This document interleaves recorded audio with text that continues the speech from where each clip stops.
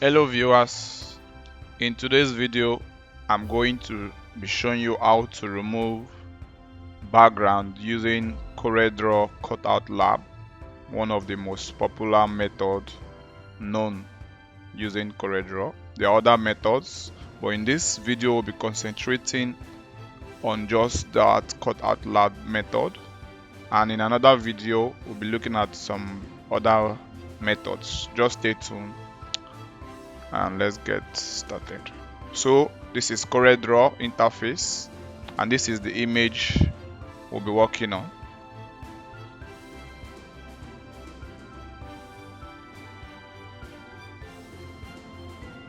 So to access the Cutout Lab, there are about two ways that I'm sure of. On the property bar, you see this icon or this button that says edit bitmap. You can click on it. That is one way to go about it.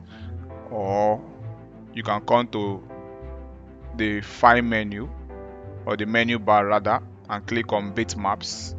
Go down to edit bitmap. So any of this method will get you started. So I will use this button right here on the property bar. And mind you, the Cutout Lab is not exactly a feature of CorelDRAW. It's a feature shared from Corel Photo-Paint. Corel Photo-Paint is one of the softwares that comes together with CorelDRAW in the CorelDRAW graphics suite. So if you have this suite installed on your system, you should be able to have Photo-Paint alongside with CorelDRAW and some few other CorelDRAW softwares also. So once you press this button, the Corel Photo-Paint should open, and inside the Corel Photo-Paint is where you have the Cutout Lab. If you come to image, you will see Cutout Lab.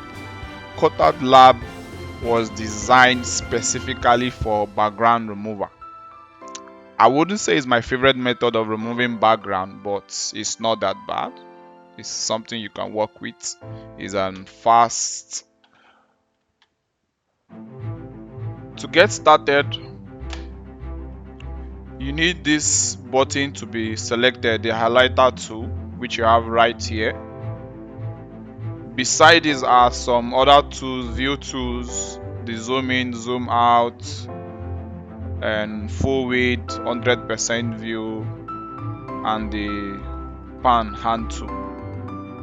If you have a good mouse like myself, you can do most of those things using your mouse. And if you need to pan your view around, you can click on the hand tool and do something like this. It can be very handy for you to refocus your targets. And if you want the image to fit to screen, this button should do that for you. So I'm going to select the highlighter toolbar. The highlighter tool allows you to draw a line in between the areas you want to keep and remove, a line around the target image.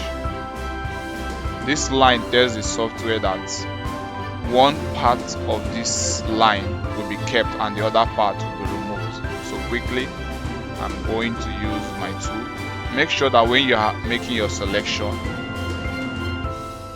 the tip of the line is not too big and not too small in respect to the shape you are drawing.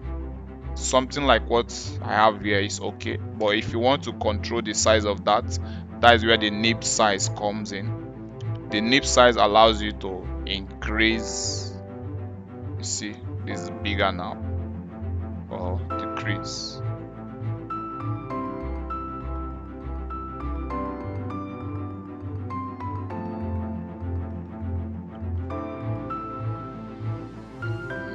Ctrl Z can undo everything, or reset button where you have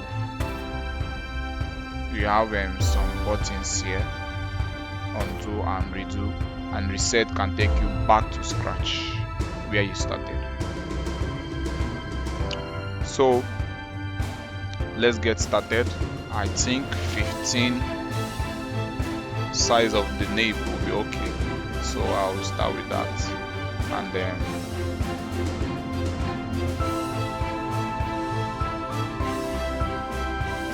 I usually like holding brakes at interval so that when I make a mistake, Ctrl Z can clean just that mistake instead of wiping the entire lines I've drawn since I started. So I usually hold brakes at interval.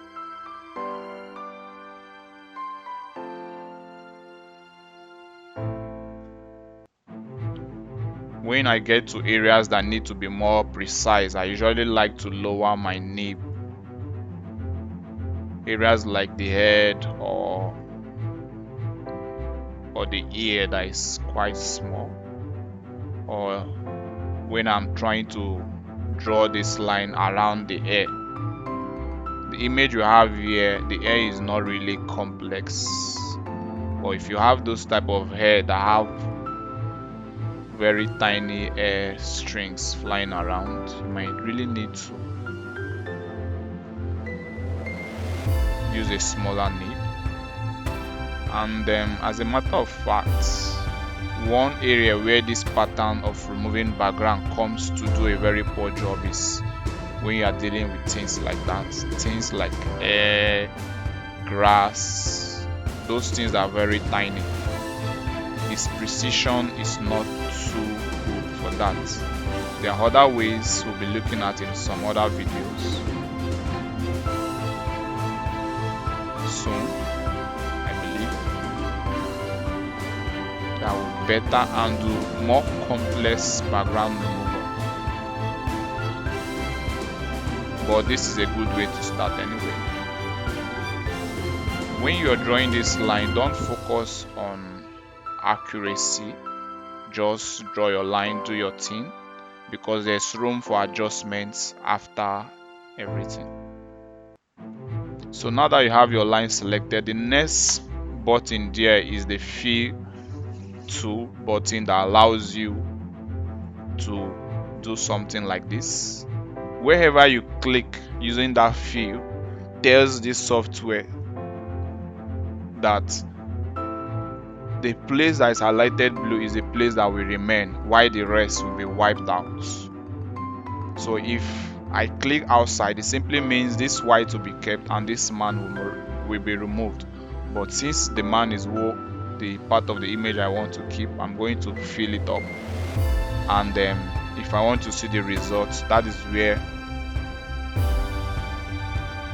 this preview button comes in. So once I click the preview, voila, that is the results. The background has been removed, has been wiped out. But how do I know how effective the edges of my remover is? Well, we have things like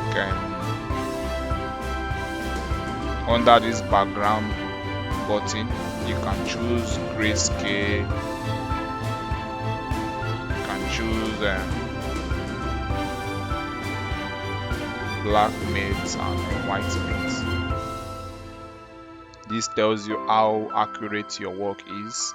Try to look for a background that can expose your errors better. White will not do a good job in this image, but I think black will do a better job. It all depends on the image you are using and the color that really exposes your error. So black now can make me see my error. Where I was saying something earlier, you can adjust your selections. Let's assume that I made a selection, or I over selected, or I selected less. These two buttons here can make you add, this one makes you add more selection or more details, while this one makes you remove more details. So what do I mean? If I mistakenly removed a part of the image that I was supposed to keep. The add detail tool does something like adding more. You can see now with the add detail tool, I'm not adding some parts that I removed earlier. Why the second button there does just the opposite?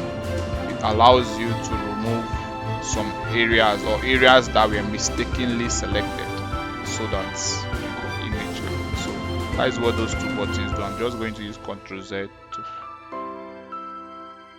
to fix that. So if you have been able to do something like this, then you are good to go. You can then select the OK button at the bottom here, and it takes you back to the Corel Photo-Paint main interface. Once you are done, click save, and you can close this software to return back to CorelDRAW. So now this is the image and the background has been successfully removed. For us to see how good, I'm going to draw a background and I'm going to fill it up with a color.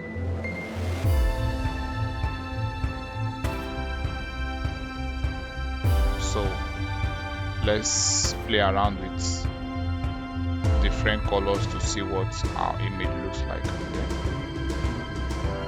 So you can see that was a very good cutout there.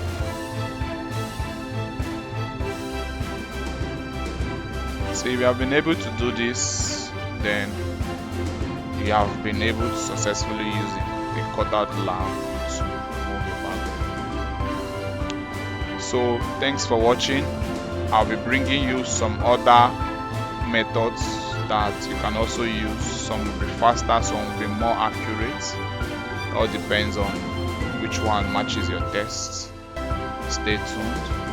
Don't forget to subscribe and hit the notification button on our YouTube channel, and follow us on other social platforms such as Facebook and Instagram at Michrotec. Thanks for watching. Thumbs up.